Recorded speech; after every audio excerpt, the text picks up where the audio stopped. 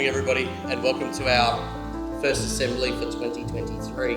Across the high school and some of the junior school classes who engage with the international program, you'd be aware that our international students obviously started recommencing their studies here with us. Present to you our presidents for 2023, Marley and Mackenzie. Good morning everyone and welcome back to school. It's awesome to have everyone from reception through to year 12 back together in one room.